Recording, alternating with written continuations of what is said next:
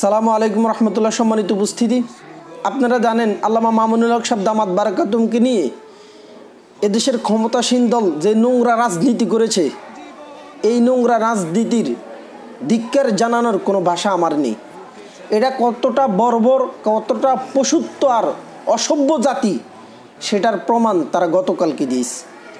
এদেশের 16 কোটি মানুষের পরিচিত মুখ, হৃদয়ের স্পন্দন, এদেশের একজন সুনামধন্য শাইখুল হাদিসের সন্তান শাইখুল হাদিস, তাকে তার বৈধ স্ত্রীর সাথে সন্দেহ করে যে নাজেহাল করেছে, সেটা সত্যি এই রাষ্ট্রের জন্য, এই রাষ্ট্র ব্যবস্থার জন্য দুঃখজনক।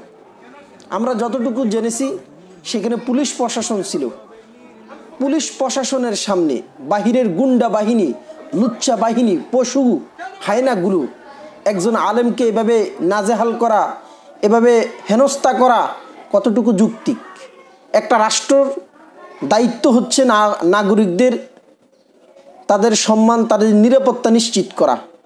কিন্তু আজকে সেই রাষ্ট্রের যারা চৌকিদার, যারা রাষ্ট্রের ব্যবস্থাপনা, আইন শৃঙ্খলা নিয়ন্ত্রণ করে, আজকে তাদের সামনে বহিরাগত কিছু সরকারি দলের ক্যাডার, গুন্ডা বাহিনী একজন সম্মানিত ব্যক্তিকে, একজন রাষ্ট্রের সবচেয়ে সম্মানিত একজন নাগরিককে তার স্ত্রীর সামনে এভাবে নাজেহাল, অপদস্থ, অপমান করবে, তাহলে এদেশের সাধারণ মানুষের নাগরিক নিরাপত্তা কতটুকু নিশ্চিত করতে পারবে এই সরকার?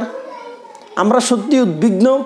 আমরা নিশ্চিত এ রাষ্ট্র ব্যবস্থা ভেঙে পড়বে। এ রাষ্ট্র ব্যবস্থার কাঠামো এখনও ঠিক নেই। আপনার ভিডিও চিত্রে দেখতে পাচ্ছেন তারা কিভাবে আল্লামা মামুনুল হক সাহেবকে অপমান করতেছে, অপদস্থ করতেছে। অথচ তিনি সেখানে সুস্পষ্ট বলেছেন যে আমার বৈধ স্ত্রী। তিনি বারবার তাদেরকে বুঝাতে চেষ্টা করেছেন যে আল্লাহর কসম, আল্লাহর জাত সিফতের উপর শপথ করে বলছি, তিনি আমার বৈধ স্ত্রী, আমার কাছে প্রমাণ আছে। তারা বারবার রেস্টুরেন্টে কাবিননামা তালাশ করতেছে। কি অবাক করা প্রশ্ন, কি অবাক করা জাতি এরা! একজন ব্যক্তি বাহিরে যাবে, ঘুরতে যাবে, তার স্ত্রীকে নিয়ে সে কাবিননামা হাতে নিয়ে যাবে, নচেত এই সমস্ত মানুষরূপী পশুগুলোর লালসার শিকার হবে তার স্ত্রী, সে অপমান, অপদস্থ হবে এদের কাছে। এই রাষ্ট্র ব্যবস্থা তাহলে কোথায়, কোন পর্যায়ে রাষ্ট্র ব্যবস্থার আইন শৃঙ্খলা গিয়ে দাঁড়িয়েছে? আমরা যারা সেখানে আল্লামা মামুনুল হক সাহেব দামাত বারাকাতুহুর উপর এই নেক্কারজনক হামলা করেছে, যারা তিনাকে অপদস্থ, অপমান করেছে, তিনার গায়ে হাত তুলেছে, তাদের দৃষ্টান্তমূলক শাস্তি কামনা করতেছে। প্রশাসন অনতিবিলম্বে তাদের ব্যাপারে আইনানুগ ব্যবস্থা নেবেন।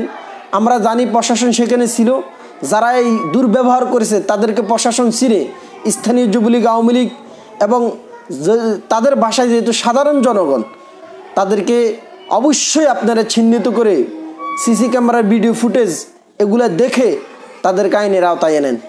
নচেত এদেশের মানুষ সত্যিই আতঙ্কিত, তারা কি তাদের স্ত্রী নিয়ে বের হতে পারবে কি পারবে না। আজকে আল্লামা মামুনুল হক সাহেব সেখানে গেছে, তিনার স্ত্রীর সাথে যদি স্ত্রী না থেকে তিনার বোন থাকতো, তাহলে তো এই হায়নাদের শিকার তিনি হতো।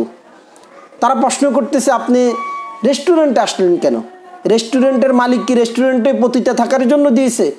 সেখানে তো স্ত্রী পরিবার নিয়ে থাকার জন্যই দিয়েছে। একজন মানুষ রিল্যাক্সে ঘুরতে যাবে, আরাম করার জন্য তারা রেস্টুরেন্টে যাবে, তারা কেনই প্রশ্ন করবে? দ্বিতীয়ত আরেকটি কথা হচ্ছে, এখানে আল্লামা মামুনুল হক সাহেব স্থানীয় ওলামায়ে কেরাম যারা আছেন কাউকে জানান নাই। কারণ যেখানেই তিনি যান সেখানে সাধারণ জনগণ, মানুষ হুমড়ে পড়ে। এই জন্য তিনি রিল্যাক্সে গেছেন, কাউকে জানান নাই। তিনার এই যাওয়াটা স্থানীয় ওলামায়ে কেরাম জানলো না, কিন্তু ওই স্থানীয় যুবলীগ, আওয়ামী লীগ এই সমস্ত পশুগুলো কী করে জানলো? আমরা হোটেল মালিক কর্তৃপক্ষকে জবাবদিহিতার আওতায় আনার আহ্বান জানাচ্ছি। নিশ্চিত এখানে হোটেল মালিকের কারসাজি আছে, তার নেতৃত্বে এই সমস্ত অপকর্ম, অপকাণ্ড হয়েছে। আমরা সত্যি উদ্বিগ্ন। এ রাষ্ট্র ব্যবস্থায় আইন শৃঙ্খলা কতটা দুর্বল, কতটা ভঙ্গুর অবস্থায় আছে, সেটা গতকালকের এই ঘটনা থেকে অনুমান করা যায়। তারপরও যেহেতু আল্লামা মামুনুল হক সাহেব দামাত বারাকাতুহু বলেছেন যে প্রশাসন তিনাকে নিরাপত্তা দিয়েছে, প্রশাসন তিনাকে নিয়ে এসেছে, যদি সত্যি সেটা হয় তাহলে আমরা প্রশাসনকে ধন্যবাদ দিব। কিন্তু একজন সম্মানিত ব্যক্তিকে সাধারণ জনগণ অথবা আওয়ামী লীগ যুবলীগ কোনো সরকারি দলের লোক এভাবে নাজেহাল করতে পারে কিনা, সেটাই দেশের আইন শৃঙ্খলা বাহিনীর নিকট আমাদের প্রশ্ন। অবশ্যই যদি দেশের আইন অনুযায়ী সাধারণ কোনো জনগণ কোনো ব্যক্তিকে এভাবে তার পার্সোনাল ফাইবিসি নিয়ে প্রশ্ন করার অধিকার না রাখে, তাহলে যারা এই কর্মকাণ্ড করেছে তাদেরকে আইনের আওতায় আনুন।